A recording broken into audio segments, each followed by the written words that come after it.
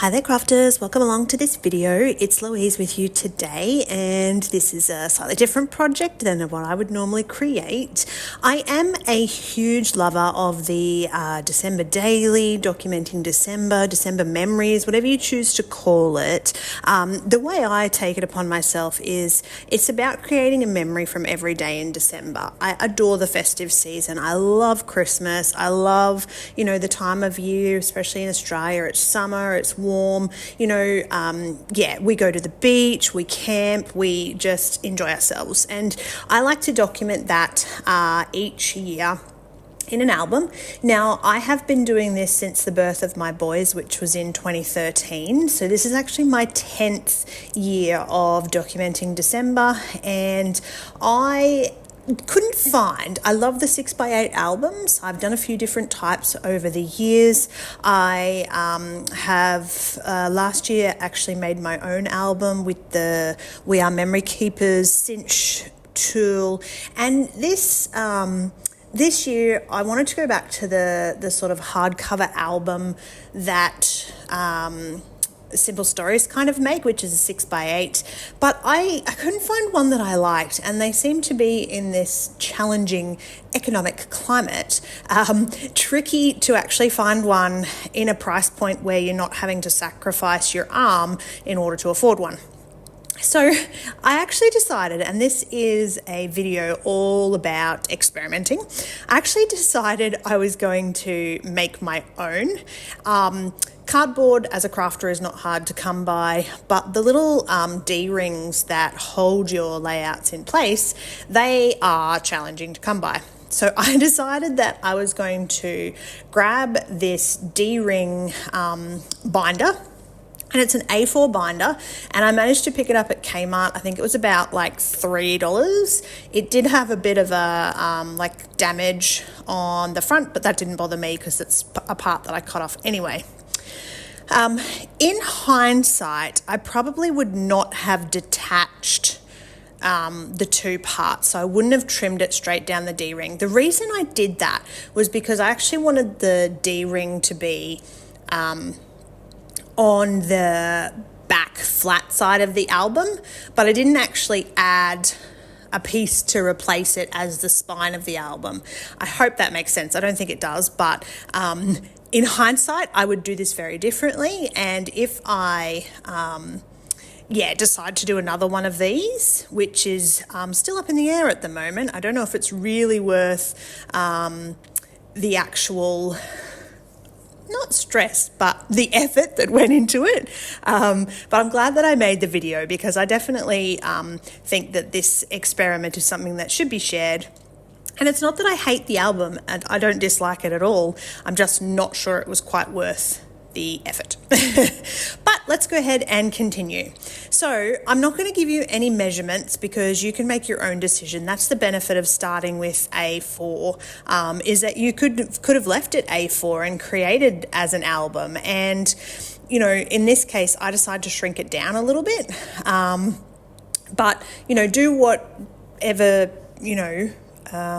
whatever size you particularly desire. Now, I'm using a quick dry glue, and the reason for this is because I need to get this project done. I'm actually recording this over the weekend of the 2nd and 3rd of December, so we're already into December. I need to get this album done so that I can start recording those December memories. So quick dry glue so I don't have to leave it overnight. And this little piece of white that I'm using to join the two pieces back together is actually just watercolor paper. So it's a kind of a funny paper. It's quite textured. It has, again, obviously it's used for watercoloring, but it's almost like a canvas. So it's sort of a watercolor canvas type of what they call a paper, but I like it because it's very flexible. So because I'm putting the album back together and I want to be able to open and close the album, even though I'm going to cover it in paper, I'm using that canvas just to keep it quite flexible. I also want to make sure that I'm using a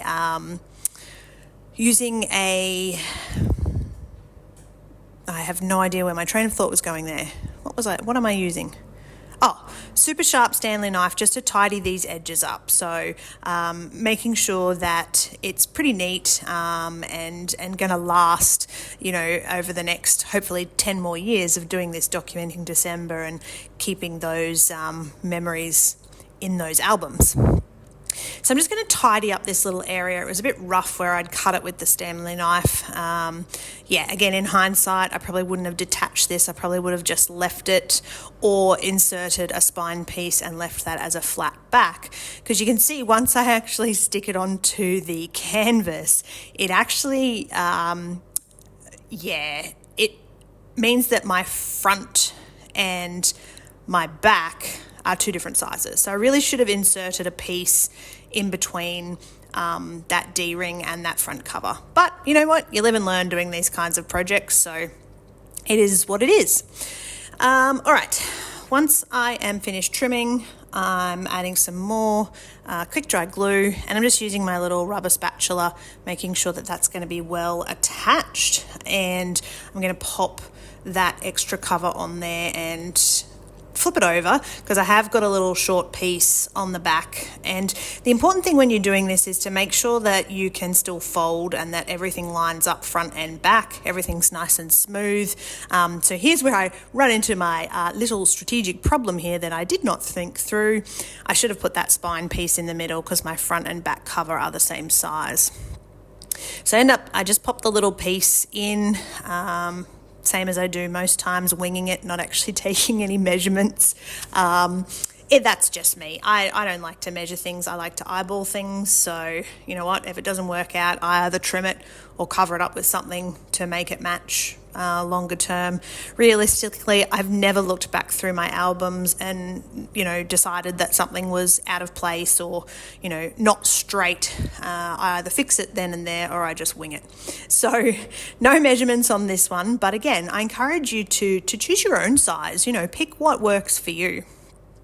All right, now I'm going to turn this album up and have a bit of a look at it and decide that, yes, I did completely stuff up. I should have put a spine in the middle. How am I going to fix this? I've already glued it together. I'm going to have to make it work. I'm going to have to trim that last piece. So I grabbed my ruler out this time around because I don't want to stuff it up again. I've already got, two parts that are not working like they should. So I'm going to measure the front and measure the back and just trim that back to actually fit in place. So my bad, forgot to put the spine in. Now I have to fix it and move on. So pulling out my Stanley knife again, a little bit of a trim, making sure that front and cover of this book actually match up.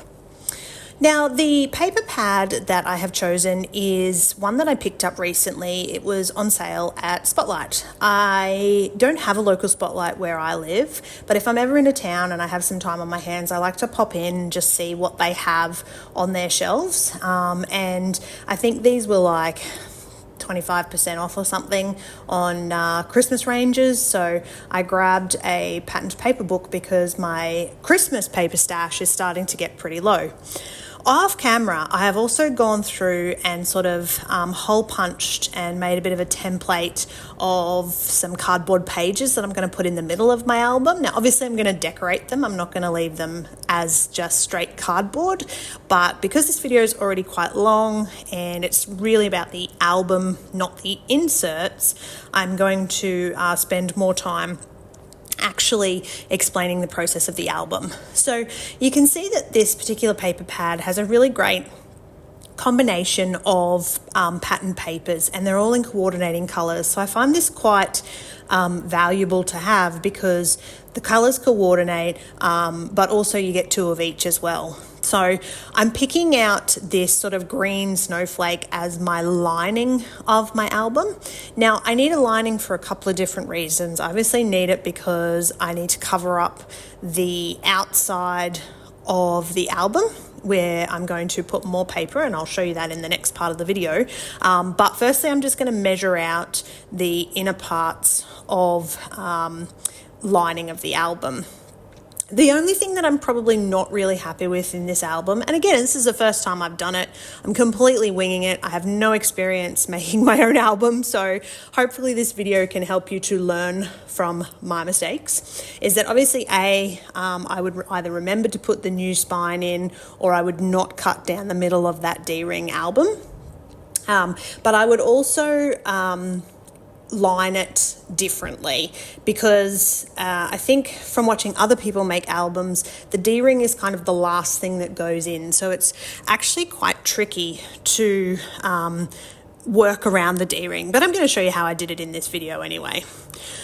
Okay, off camera, I have gone ahead and started to trim a whole lot of paper strips. So heaps and heaps of these different strips of paper from the different patterns, and I've cut them all in 1-inch size. And essentially, to cover my album, I'm now going to just lay those strips in all different patterns around and over the edges.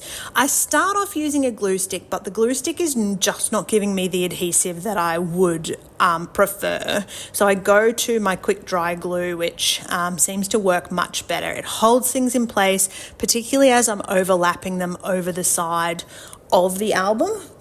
So overlapping them at the top and the sides. I just needed that little bit of extra adhesive, and the glue stick just wasn't sticking to that watercolor sort of canvas type paper. And you can see that essentially all I'm doing is just putting different pattern papers next to different patterns on that front cover. And this, I love the way this turned out. I think this is probably, a definite labor of love in terms of it really makes you work hard for it. And most of it I'm going to do off camera. I'm going to pause in a second and come back when I've sat and done the whole thing. It took a good, probably 2 hours, 2 and a bit hours to actually put the whole thing together over the course of an afternoon. So yeah, quite a labor of love, but it is definitely unique. I know nobody else will have an album like this, because even if you were to sort of produce your own album using these techniques, you're going to end up with completely different stripes. So as you can see, the final product, it really, it just looks great. It has pattern, it has stripe, it has different metallic sort of pieces of the pattern paper. And yeah, I just think this is something that I've thoroughly enjoyed doing and has come out really well. Here, though, is where it gets kind of complicated, and this is where your quick dry glue is really going to come into its own. It's about building around that D-ring metal piece and making sure that sort of the inside is all covered with that sort of layered paper. So you can see I'm doing 2 strips down the side, and then I'm doing a smaller piece at the bottom, and I'm just going to use my pencil and trace around the rounded section of the D-ring just to line the inner part of my album. So there are a few things I would definitely do differently if I was going to repeat one of these albums. Firstly, starting with how I cut it, so whether I cut it or whether I just left it from the A4 size and just trimmed it down a little bit. Whether I'd put a spine in and make that D-ring part of the actual back page rather than the spine itself, because it does, you can see here, flexing is very important to make sure that the album is going to close, that everything's stuck down, that I haven't added any bits that might cause trouble in terms of the longevity of this album. And I do apologise for the great view of my head that you get in there as well. But yeah, a couple of things I would do different would definitely be the positioning of the D-ring, whether I use a spine. Ideally, if I decide to do this again, which I think I may, albums are getting pretty expensive, so I'm going to maybe have another crack at this, but I would probably try to source some of those metal D-rings separately and actually add them to a completed cardboard album after, so as the last stage. I would probably, as I said, do the internal component of the the inside layer, so this green sort of snowflake page, I would do that before I added that metal embellishment.